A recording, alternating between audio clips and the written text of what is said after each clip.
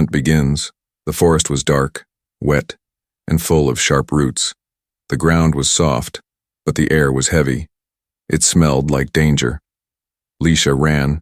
Her bare feet bled as she moved between thick trees, her breath coming out fast. She could hear the sounds behind her, voices, laughter, and the sharp barking of hunter hounds. She was not running from wild animals. No, she was running from people. Rich people. Powerful people. They called it a hunt. But she was the prey. Her silver-white hair stuck to her face. Her skin, pale and marked with glowing blue lines, made her easy to spot in the moonlight. She was beautiful, different, and for that, they wanted her. Not because she had done anything wrong, not because she was dangerous, but because she was rare, exotic, a prize. Somewhere deep in the woods, the hunters spoke through radios. North sector clear. She's fast for a girl. Try the west ridge, she won't get far. Leisha could feel her legs getting weak. Her ankle hurt.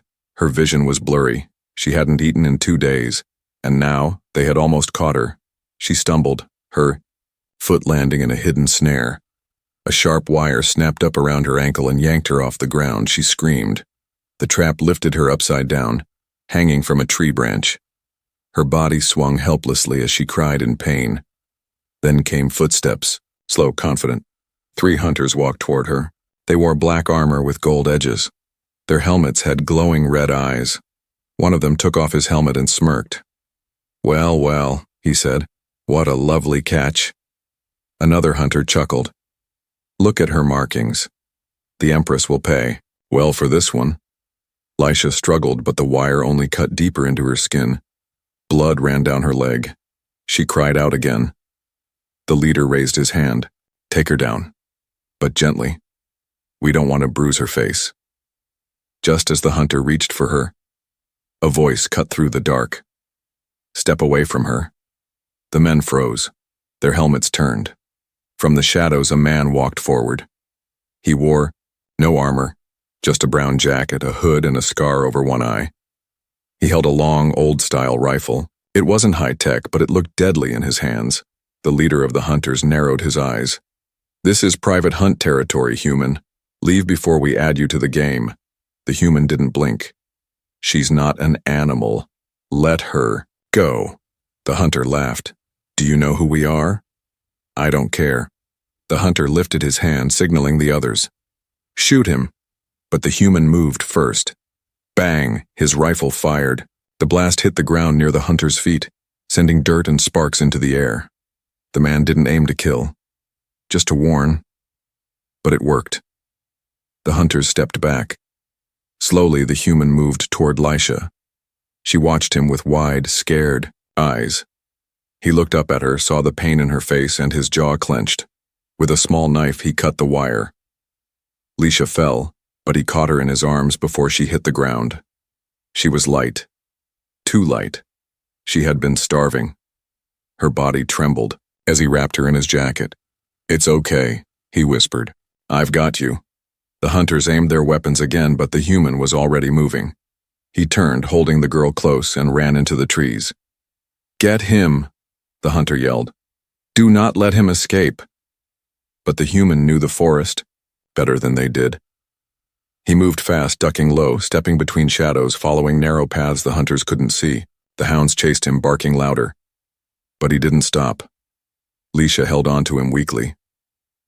Who are you?" she whispered. He didn't answer. Not yet. Finally, after nearly an hour of running, he stopped inside a cave hidden behind vines. The cave was cold and quiet. Safe, at least for now. He gently set her down on a flat rock and gave her a flask of water. She drank, her hands shaking. "Thank you," she whispered. "They would have killed me." The human looked at her glowing skin. "No," he said. "They wouldn't have killed you." Leisha looked confused. "They would have sold you." She looked down. Her lips trembled. "I don't understand why." "You helped me," she said. The human sat down beside her and looked at the entrance of the cave. Because I've seen too many like you, and no one ever helped them. Outside in the dark woods, the hunters searched with lights and drones, but they were too late. The hunt had ended, and the prey was now protected. The broken chains, the cave, was cold and silent. But for the first time, Leisha wasn't afraid. She sat on the rock floor, wrapped in the stranger's jacket. Her feet were cut, her ankle was swollen, her silver-white hair was messy, and her glowing skin looked dim under the shadows. But her heart beat slower now. She could breathe.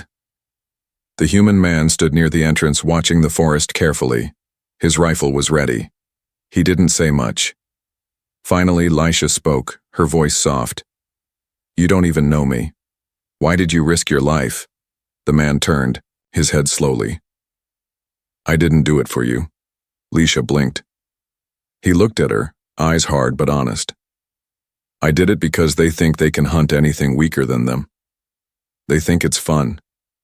I've seen too much of that. I couldn't watch it again." She lowered her eyes. "You still don't know what I am?" He walked over and sat near her. "Then tell me." She took a slow breath. "I was born in a place called the breeder zones. My kind. We're not considered citizens. We're property. My mother died, giving birth to me. The caretaker sold me to the palace when I was 6. Since then I was raised to look perfect, to speak little, to obey." The human clenched his jaw. "So you escaped?" "I was being moved to the Empress's hunting estate. They said I was a gift. I didn't want to know what that meant." Her voice cracked. "So I ran." He nodded slowly, and finally gave her his name. "Call me Joran. I used to be part of the resistance before peace came. I've seen what they do to the weak." "Joran," she whispered, like she was tasting the name. "Thank you for helping me." He shook his head. "They won't stop, that's the truth. They'll track you, me too now.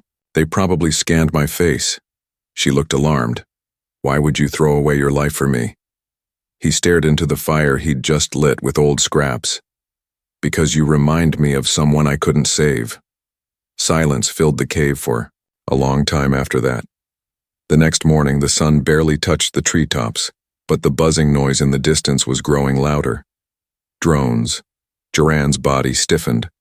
He knelt at the cave's edge and looked through a pair of scratched binoculars. "They're scanning the forest now. We have a few hours at most." Leisha sat up weakly. "Where will we go?" "There's an old cargo ship," he said.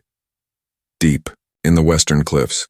It's dead tech, but it has an EMP shield. They won't be able to find us once we're inside." She nodded slowly. He handed her a small square of protein bar. "Eat. You'll need your strength." Leisha bit into the strange food. It tasted like dust and old salt, but it filled her stomach. Then Joran did something unexpected. He handed her a thin black band. "What is this?" she asked. "It's a chain cutter." Leisha's eyes widened. She looked at the bracelet on her wrist. Thin, silver, with strange marks. It wasn't just jewelry. It was a tracker, a slave band. Joran reached forward. "Hold still." With a soft buzz, the band broke. It fell to the ground with a quiet click. Leisha stared at her free wrist in shock. For the first time in her life, she wasn't owned by anyone. "I'm free?"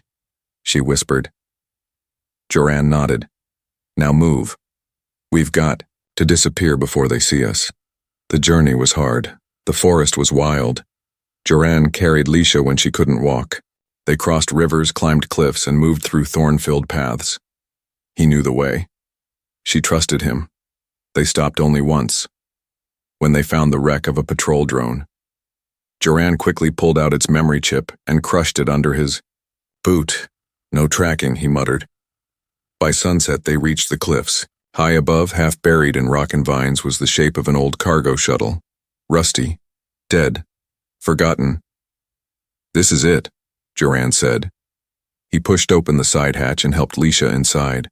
The ship was cold and quiet. Broken wires hung from the ceiling. Dust covered the seats.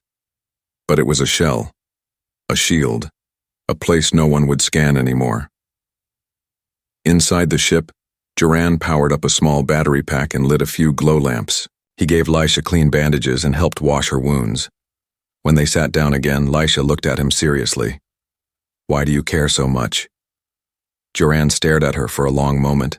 Then he answered, "Because chains don't always look like chains. Sometimes they look like pretty bracelets, but I've seen them before. On humans too." She reached out and touched his hand. Softly. "Then you're not just saving me," she said. "You're saving yourself." Duran didn't reply. But he didn't let go. Outside, the drones flew past, the scanners moved on. For now, they were safe. Shelter among the stars. The old cargo ship groaned when the wind blew outside. Its metal shell had been cracked by time, vines, and rain. But inside, it was dry, safe, hidden. Duran checked the door locks for the third time. He didn't trust the silence. It was too quiet. Lisha sat on the ship floor, wrapped in an old gray blanket. Her skin no longer glowed as bright. It was dim now, like a light losing power. But her golden eyes still held questions. "Will they find us here?" she asked softly. Duran glanced out the broken viewport. "Not today. The cliffs have iron deposits, messes with their scans." Lisha looked down at her hands. "I still feel the band on my wrist, even though it's gone. That's how chains work," he said, lighting a small stove. "They leave marks even after they're off." He handed her a cup of warm water. It wasn't much, but her eyes widened like he'd given her something royal. "Thank you," she drank slowly, careful not to spill. Every movement showed her weakness. Her thin arms, her shaking fingers, the way her back curved as if expecting to be hit. Duran noticed. "You don't have to flinch around me," he said quietly. "I know," she replied, "but my body doesn't know yet." That night, Lisha couldn't sleep. The silence felt loud. Every creak in the ship made her jump. Every gust of wind reminded her of footsteps. Every shadow on the wall looked like a hunter's helmet. She sat up, wrapping the blanket tighter around her body. Duran was awake too, sitting on a crate near the door, gun across his lap. "You can sleep," he said without looking. She hesitated, then walked over slowly and sat beside him. "How long have you lived like this?" He didn't answer right away. Then finally, "Since I left the army." "Since the war ended." Lisha tilted her head. "There was a war?" "Years ago, the resistance fought against the Dominion. We lost many. Won a few battles.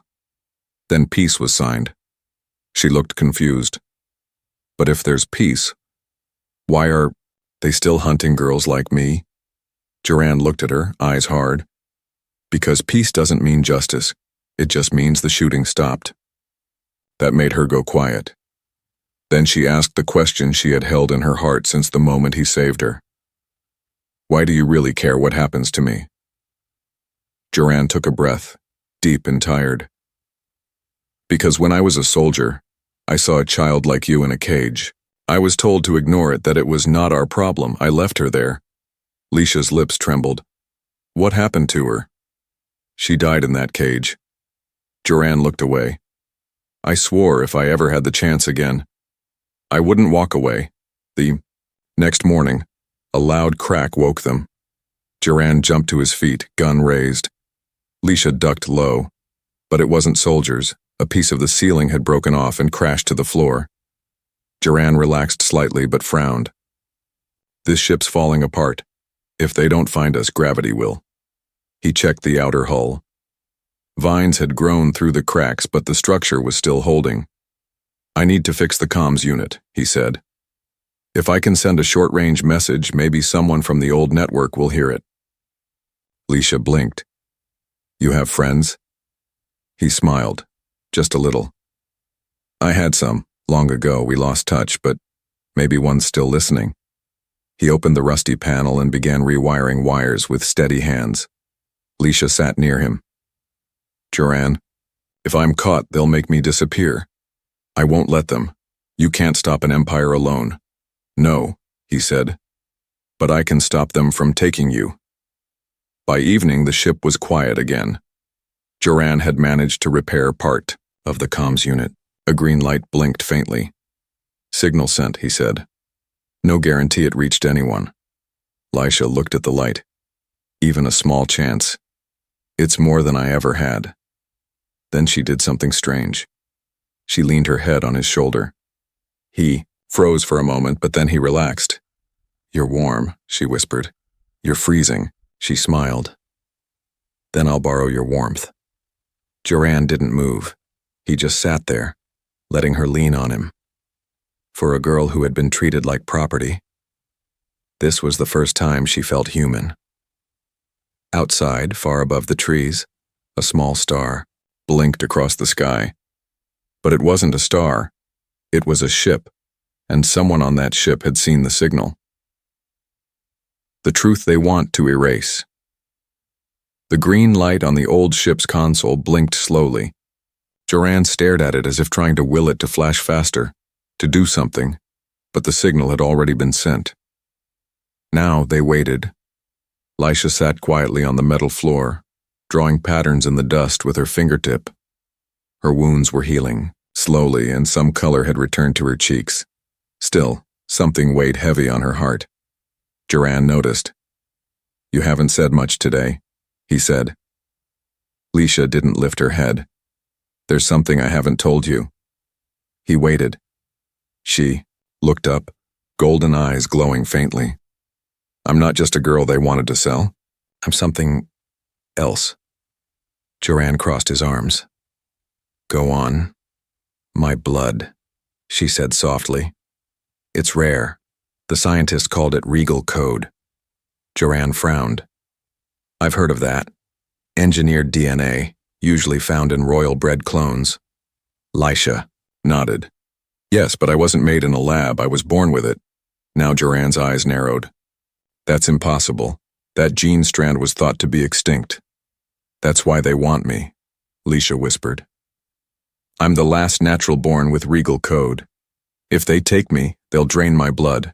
They'll clone me, use me to make more perfect bodies for servants or for rulers. She shivered. They'll never let me live freely. Joran clenched his fists. That's why they kept you quiet, covered in pretty clothes and collars, but never educated, never taught to fight back. She nodded. Because I'm not supposed to think, just to exist. For them. A sudden beeping broke the silence. The console lit up with a second blinking light. Blue this time. Joran jumped to the controls. Someone responded. It's coded. Old resistance key. He typed fast. Who is it? Lisha asked, moving closer. Joran frowned. Call sign Emberhawk. That was Colonel Ryle's ship. She's alive? The message was short. Hold your position. Pick up ETA. 6 hours. Stay hidden. Hostiles nearby. Joran leaned back, relieved but tense. We just got a small miracle. But Lisha didn't smile. Her voice was a whisper. They're coming for me too. Joran nodded. Yes. They must have traced the pulse. Maybe not here yet, but close. He stood and began packing supplies. We need to survive 6 more hours. Outside, beyond the cliffs, the sound of engines grew louder. Hover bikes, 3 of them. Black armor, glowing visors, Dominion elite. They stopped near the old forest path, weapons ready. Scanner reads faint heat signature inside that wreck, one of them said. The leader nodded. Move in quietly, stun first, no damage to the asset. Inside the ship, Joran handed Lisha a small pulse blade.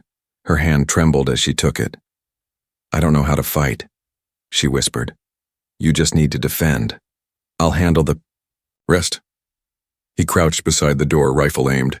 He set 2 small mines along the walkway, old tech, silent but deadly. Stay behind me, no matter what, he said. She nodded. They waited. The first soldier crept through the hatch. Click. The mine exploded silently, just a flash of light and a body falling. 2 more followed fast, shouting, firing stun bolts.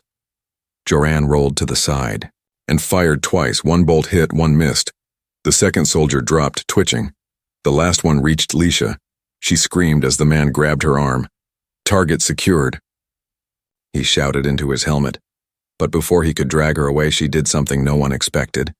She bit him. Her sharp teeth sank into his neck. More animal than girl. The soldier howled. Joran leapt forward and hit him with the butt of his rifle. The soldier dropped. Silence returned. Leisha fell to her knees, shaking. "I didn't mean—" Joran knelt beside her, putting a hand on her shoulder. "You did what you had to. You're not helpless." She looked up, tears in her eyes. "Don't want to be a weapon," she said. "I just want to be someone." "You are," Joran said gently. "You're someone worth protecting. That's why they fear you." Hours later, the sky above the cliffs opened. A sleek black resistance ship descended silently, lights flashing in coded blinks. Joran and Leisha stood on the ledge, watching it land. The hatch opened. Out walked a woman in red armor, face sharp, eyes cold. "Colonel Ryle, Joran," she said with a small smile. "Still picking fights with empires?" He grinned. "Only when they deserve it." Her eyes shifted to Leisha. "Is this her?" "She's the reason they're hunting again," Joran said. "The last real one." Ryle looked serious. "Then the galaxy just got dangerous again." She reached out her hand to Leisha. "Come with us. We'll protect you, teach you, help you fight back." Leisha stared at the hand, unsure. Then she took it, and the stars opened a new path. Blood and metal, the resistance ship flew fast through the black sky. Inside, Leisha sat by the window, watching the stars slide past. They looked like tiny fireflies against endless night. But she wasn't thinking about their beauty. Her fingers touched her lips, remembering the soldier's blood, remembering her own scream. "I didn't know I could do that," she whispered. Across from her, Joran checked the bruises on his arm. "Fear makes people do wild things." She shook her head. "No, it was something else. Like something woke up in me." Colonel Ryle, standing near the pilot's seat, turned toward her. "It wasn't just fear, it was instinct." Leisha looked confused. Ryle stepped closer. "You said you were born with regal code. But did anyone ever tell you what that truly means?" Leisha shook her head slowly. "Only that my blood is valuable." Ryle's voice dropped low. "It's more than valuable. It's weaponized. Evolution. The Dominion thought they destroyed the last bloodline with those genes. But here you are." She sat beside Leisha. "Your DNA doesn't just mark you. It defends you. That bite? That wasn't just teeth. There's toxin in your blood now. Something your body made to fight." Leisha blinked in shock. "So I'm a monster?" "No," Ryle said firmly. "You're a survivor, and we need you." But survival didn't wait for understanding. The ship's alarm blared suddenly. "Incoming missiles," the system screamed. Joran jumped to his feet. "What? From where?" "Behind us," shouted the pilot. "2 Dominion stealth drones. They must have traced the signal." Ryle grabbed the wall rail. "Brace for impact." The first missile struck the tail. The ship shook violently. Sparks flew from the ceiling. Leisha screamed as she was thrown against the seat. "Shields down to 20%, the pilot yelled. "We can't outrun them." Joran pushed open a storage crate and pulled out 2 emergency packs. "We eject." Ryle nodded. "Agreed." Joran helped Leisha into a pod suit. "Listen," he said firmly.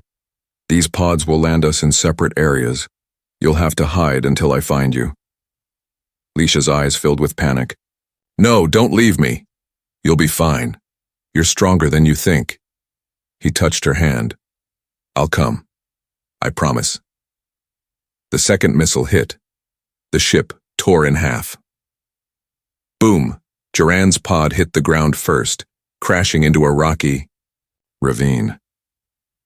He rolled out coughing, bleeding from the forehead. Above, 2 streaks of flame marked the other pods. He grabbed his rifle and ran toward the smoke. Lisha's pod had landed in a ruined temple, an old stone building swallowed by vines. She crawled out coughing, one hand pressing her ribs. Something felt cracked. Footsteps echoed. She looked up. 3 Dominion hunters surrounded her. The leader removed his helmet. There she is, alive. He stepped forward. The Empress will reward us well. Lisha backed away. Stay back. She raised her hand, expecting something to happen again. Some magic. Some defense. Nothing. Her body was too weak. The hunter grinned. You think you're dangerous? A pulse rifle aimed at her chest. Then, crack. A shot exploded through the air. 1 hunter fell dead, his helmet shattered. Another turned to see Joran charging in, rage in his eyes. Bang! The second fell. The leader tried to flee, too late. Joran tackled him to the ground, punching hard. You think she's a prize? He shouted, fists landing again and again. She's not yours.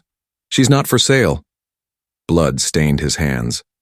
Finally, the man stopped moving. Joran stood, breathing hard, chest heaving. Lisha looked at him, not with fear, but with awe. You came. I told you I would. He walked to her and helped her up. She winced. You're hurt. I'll live. She whispered. He smiled. Good. That night they hid inside the stone temple. Joran started a small fire from broken wood. Lisha leaned against the wall, silent.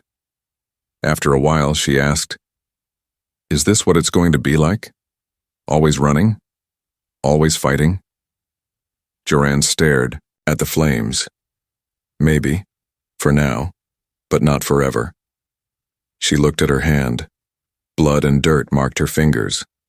I don't know who I'm becoming, she whispered. Joran turned to her. You're becoming free. That's always messy at first. She leaned on his shoulder. I just want to be human. You're more than that, he said softly. But being human is a good place to start. Outside in the dark sky, the drones circled again, searching. But inside the ruined temple, 2 broken souls sat close, and the fire burned quietly between them. Safe passage or sacrifice. The stone temple trembled under the sound of distant engines. Morning had barely broken, but the sky was already alive with movement. Joran peeked through a crack in the wall. Drones. Maybe 2 dozen. He looked back at Lisha. She sat on the cold floor, clutching her side. Her face was pale, her breathing sharp and shallow. They're searching harder now, she said weakly. They know what I am. Joran knelt beside her. He placed his hand gently on her back, steadying her. We'll make it through. A resistance pickup ship is coming, but we have to reach the ridge. Lisha nodded slowly. How far is it? 5 kilometers. I can walk. Joran raised an eyebrow. You can barely stand. She gave a weak smile. Then carry me. They left the ruins just before the drones passed overhead. Joran carried Lisha on his back, her arms wrapped tightly around his neck. Her body trembled, against his, not from fear, but from pain. She was fading fast. The path through the forest was steep. Roots and rocks made each step harder. Joran never slowed. I promised I'd keep you safe, he said aloud, more to himself than to her.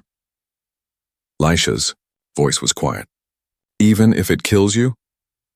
He didn't answer. The ridge came into view 2 hours later, a high cliff overlooking a wide valley, and at the center of that valley, rising from the treetops, was a sleek black resistance dropship. It hovered, waiting. Chance at escape. But something was wrong. Joran's instincts kicked in. He scanned the tree line. Ambush, he muttered. They were watching for us. Lisha raised her head weakly. Can we still reach the ship? Joran set her down behind a thick log. I can get you close, but you'll have to move the last few steps alone. I can try. He handed her his old cloak. Wrap this around you, it'll confuse their sensors. What about you? I'll distract them. She grabbed his hand. Don't die, he smiled. I'll try not to. Then he kissed her forehead. Quick, warm, and real. Leisha's eyes went wide. Go, he said. Then he ran into the open, rifle raised, shouting. The Dominion soldiers reacted fast. Too fast. They opened fire as Duran zigzagged across the ridge, drawing their attention. Pulse blasts lit up the trees. Duran fired back, dropping 2 before diving behind a boulder. Leisha crawled low, her vision blurring. Her side ached with every breath. But she kept moving. The sound of battle faded as she neared the ship. A door opened. Ryle stood in the hatch, reaching out. Come on. Leisha stumbled forward, but then stopped. Behind her, Duran screamed. She turned. He was hit. One of the Dominion soldiers had caught him with a direct blast. Duran fell hard, gripping his side, blood spreading fast under his coat. Leisha screamed. Duran! Ryle jumped down and grabbed her arm. We don't have time. I'm not leaving him. You'll die too. I don't care. Leisha ran toward him. Duran lay in the dirt, coughing, one hand trying to raise his rifle. He saw her coming. No, go. Leisha slid to her knees beside him. You didn't leave me. I won't leave you. Another soldier appeared from behind a tree. He aimed at them. Leisha turned fast. Her body moved without thinking, her arms stretched out, and for the first time, something awoke. A flash of golden light burst from her chest, energy pure and raw. It hit the soldier like a hammer, sending him flying back into the trees. Duran stared in shock. What was that? She shook her head. I don't know, but I feel awake. 2 more soldiers rushed toward them. But this time she didn't run. She stood, eyes glowing, hands trembling, but raised. The energy pulsed again. Wild, bright. The soldiers dropped, stunned, unconscious. Duran pulled himself to his feet with her help. We've got to go, before more come. She nodded. Together. Ryle met them at the dropship door. The engines screamed as they lifted off, dodging blasts from the forest. Inside, Duran collapsed onto a stretcher. Leisha sat beside him, holding his hand. You didn't let go, he whispered. I never will. Later, after the medics finished patching him up, Ryle walked into the cabin. She looked at Leisha. You fought back. Leisha looked up. I didn't know I could. Now you do, Ryle said. And that means war is coming again, because the galaxy just saw something it feared most. Hope. Leisha glanced at Duran, who was asleep but breathing. He's the reason I found that hope. And now? Ryle asked. Leisha stood slowly. I'm ready to fight for it. Outside, the ship, the stars waited. But this time Leisha didn't feel hunted, she felt alive. The girl they couldn't break. The stars looked different now, not cold, not distant. They looked full of fire and freedom. Leisha stood at the edge of the Resistance command deck, her silver-white hair tied back, her glowing skin now pulsing with soft golden light. She wore a light tactical suit, not a dress, no chains, no collar, only choice. Behind her, Duran slowly walked in, still stiff from the injuries. He carried 2 mugs of tea. Don't ask what's in it, he joked. But it's hot. Leisha smiled.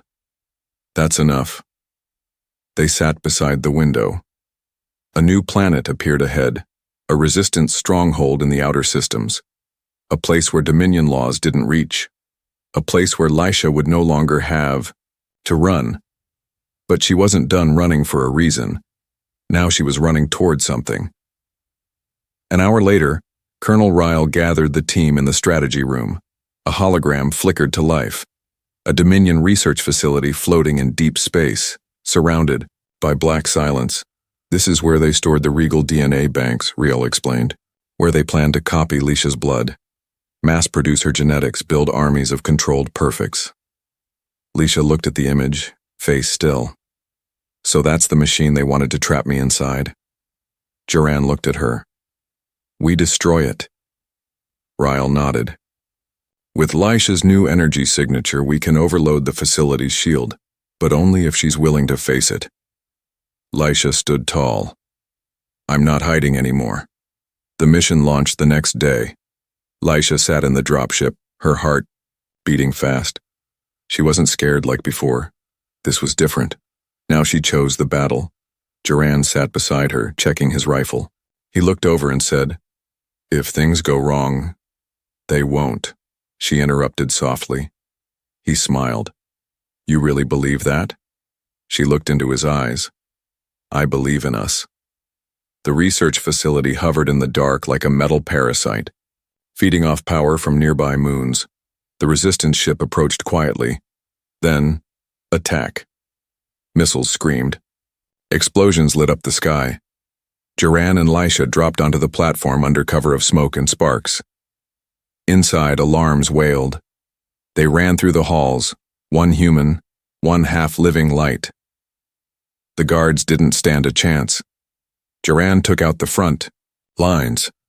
Lisha's hands glowed, sending shockwaves through the air. Not to kill, but to protect. "Target chamber is ahead," Duran shouted. They reached the center room. A giant glass cylinder stood in the middle, glowing red. Tubes of blood ran through machines. Lisha froze. Her blood. It was already being used. She stepped forward. No more. The Dominion chief scientist appeared from the shadows. "You came back. How poetic." Lisha's hands lit up again. "Turn it off," the scientist laughed. "You think your little spark can change anything?" He pressed a button. The alarms changed tone. "Self-destruct in 5 minutes," the computer said. Duran raised his rifle. "Why destroy your own lab?" "If we can't have her," the man sneered, "no one will." Lisha's hands trembled, but then steadied. She placed her palms on the glass chamber. Golden light flowed into the machine. Wires cracked. Tubes shattered. Boom, the chamber exploded from the inside. Sparks flew everywhere. Duran grabbed Lisha and pulled her back. "You okay?" She nodded. "It's done." They ran. The station blew apart behind them. Flames and metal chased their escape pod through the vacuum of space. But they made it. They landed on the resistance base just before sunrise. A week later, Lisha stood in front of a gathering crowd. Humans, aliens, rebels, people from broken worlds. She held a single data pad. "I was hunted like an animal," she said. "Treated like property. But one human didn't look at me with greed or pity. He looked at me like I mattered." She looked at Duran, who stood in the crowd. "I'm not a weapon. I'm not a product. I'm not a prize. I'm Lisha, and I choose to fight for those who have no voice." The crowd clapped. Some cried. Duran smiled. That night, Lisha sat beside him under the stars. "You changed everything," she said. He shook his head. "No, you did." She leaned her head on his shoulder. "So, what now?" He chuckled. "Well, we're both wanted by a dying empire. You've become the symbol of a new rebellion, and I've got nowhere else to be." She smiled. "Then stay with me." He looked at her gently. Always. Above them, stars shimmered in peace, and Lisha, once hunted, once broken, smiled as a free soul, because they tried to erase her. But she was the girl they couldn't break. The end.